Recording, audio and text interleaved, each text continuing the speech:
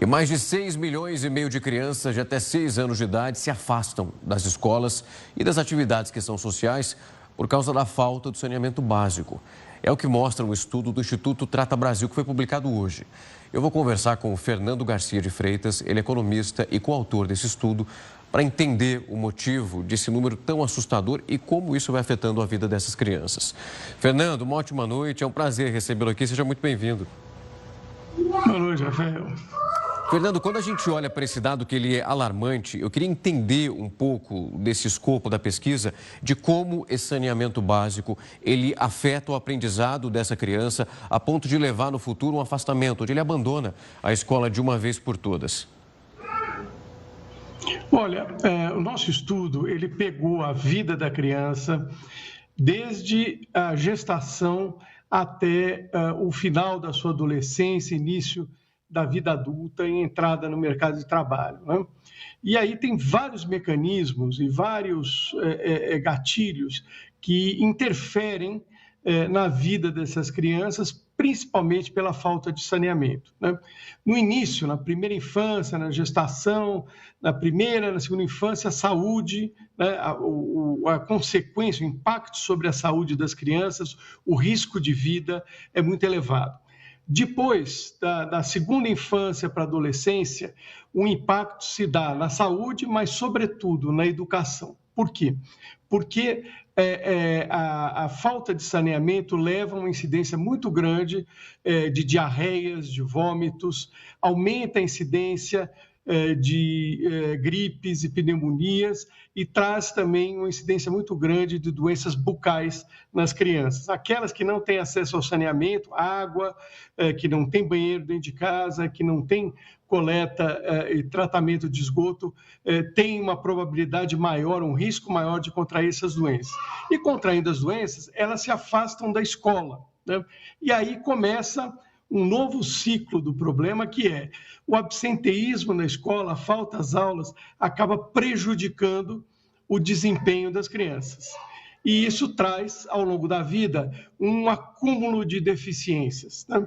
Quando ela termina o quinto ano do ensino fundamental, a gente já observa nas provas feitas pelo Ministério da Educação um gap entre aquelas crianças que têm acesso à água para aquelas que não têm, as que têm acesso a banheiro, as que não têm acesso a banheiro, e esse gap vai aumentando.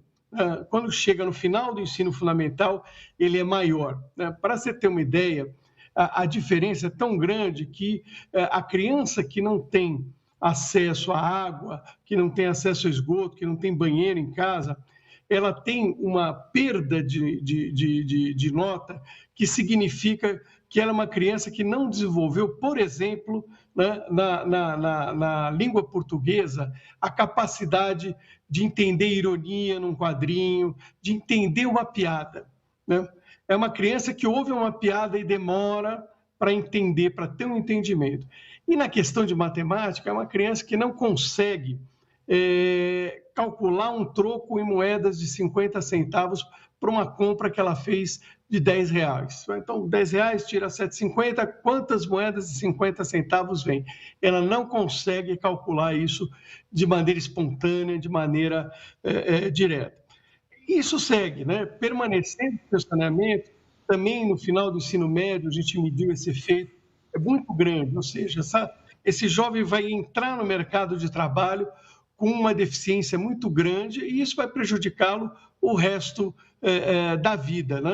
Do início da sua vida profissional até o final da sua vida adulta. Fernando, quando a gente olha para esse cenário que você abre para nós aqui nesse momento, uma forma de tentar reverter e de sanar essa questão, a gente fala de política pública. Nós estamos num período eleitoral que é extremamente necessário, onde as pessoas acreditam nos candidatos que precisam trazer uma melhora, principalmente para essas famílias da periferia, porque muitas vezes se coloca num local como esse, numa discussão que Se nós colocarmos os alunos dentro de um colégio e a aula for bem dada, isso vai ser o suficiente para que ele consiga assimilar aquele conteúdo. E muitas vezes a palavra meritocracia é utilizada de uma maneira muito cruel, porque é muito difícil analisar e colocar esses alunos dentro de uma mesma escola com realidades tão diferentes e com resultados que são tão opostos. Para resolver isso nesse momento, é política pública em ação para mudar a realidade dessas pessoas. Sem isso, é uma trajetória afetada a vida inteira. Exatamente. Olha, essa questão da capacidade de competir pelo mérito, né, ela é diretamente influenciada pela falta de saneamento.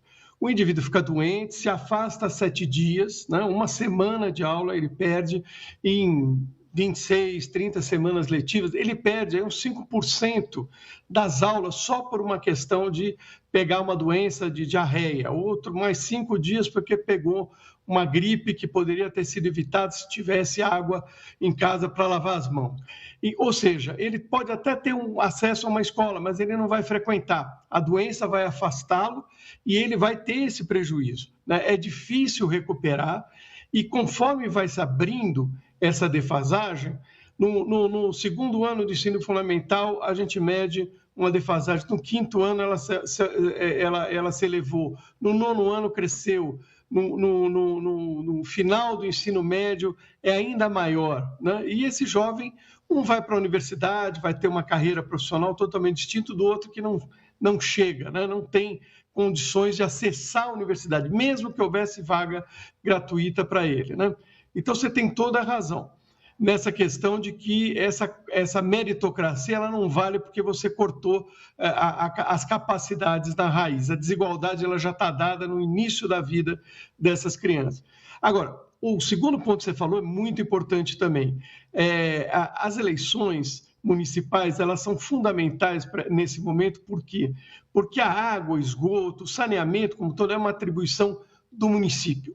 Ou seja, em última instância, é responsabilidade dos prefeitos. E são os prefeitos que precisam tomar as iniciativas para viabilizar esse serviço, seja por meio de uma empresa pública, seja por parcerias, seja por uma concessão para o setor privado. Há vários mecanismos que levam, né, e que possibilitam você prestar esses serviços, né? E os municípios têm esse desafio.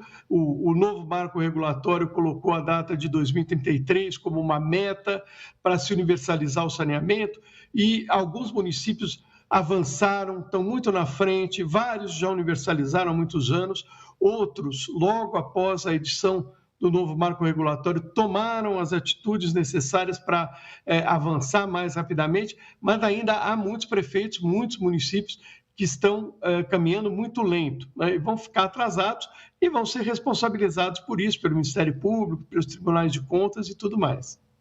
Eu queria muito agradecer seu tempo e disponibilidade para vir aqui conversar com a gente, analisar esse dado que é muito importante, que vocês conseguiram olhar, se debruçar, porque é uma questão que é inacreditável. A gente, em 2024, tentando entender como as pessoas ainda vivem numa situação aqui no Brasil. Isso, infelizmente, não é um número pequeno, é um número muito grande, sem água potável, sem saneamento básico. É cruel. E a gente perceber que esse número fica na casa dos milhões é de arrepiar. Mas muito obrigado por falar conosco, já parabenizo pela qualidade do trabalho. Agradeço. A gente precisa colocar luz nessas informações para que elas sejam resolvidas. Uma ótima noite para você. Boa noite a todos. Obrigado. Até mais.